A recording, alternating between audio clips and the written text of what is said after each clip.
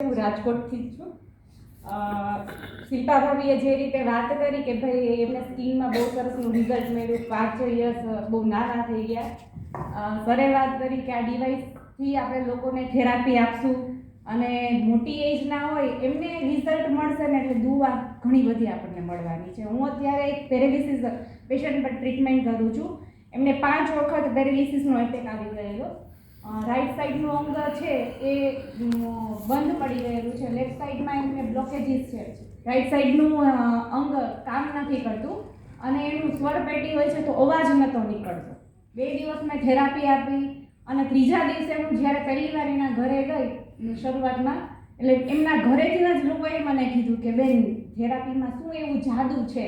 મેં કીધું શું જાદુ, મેં તો કશું કર્યું નથી, હું તો રોજ 2 દિવસ ત્યાં થેરાપી આપું છું. એમણે એવું કીધું કે દાદા ઘણા સમયથી બોલતા નહોતા, 5 વખત આ પેરેલિસિસનો એટેક આવી ગયો ને પછી બોલવાનું એનું ઓછું થઈ ગયું હતું, અવાજ જ નહોતો સમજી શકતા અમે. આજે એ દાદા બોલે એટલે અમે સમજી શકીએ બોલે છે. ત્યાં લાઈવ જોયેલું હજુ મારું ત્યાં ટ્રીટમેન્ટ ચાલુ છે, કન્ટિન્યુ ટ્રીટમેન્ટ આપવાની છું. બીજું કે અહીંયા જે કંઈ લેડીઝ બેઠેલા છે બધાને ખબર છે કે લેડીઝને અમુક સમય પછી ગાયનેક પ્રોબ્લેમ થતો હોય છે. આપણી વચ્ચે જે પૂર્વાબેન ગોંડલિયા બેઠા છે એમને ઘણો બધો ગાયનેક પ્રોબ્લેમ હતો. ટેબ્લેટથી રિઝલ્ટ કોઈ મળેલા નથી, ડૉક્ટરે ના પાડી દીધી કે ટેબ્લેટ અસર કરશે નહીં.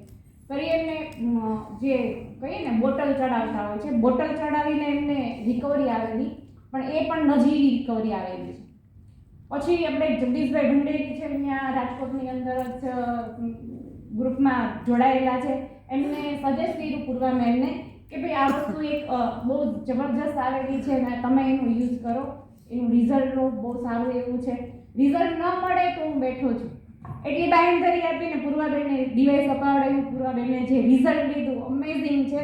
અહીંયા બેઠેલા બધા લેડીઝને મારી બોમ રિક્વેસ્ટ છે કે બધા છે ને હસબન્ડને વાત કરો કે તમે મને મારી ફેશન આ તે એના માટે મને પૈસા ન આપો, પણ મારે આ ડિવાઇસ લેવું, મારી હેલ્થ સાચવવા માટે મારે ડિવાઇસ લેવી છે.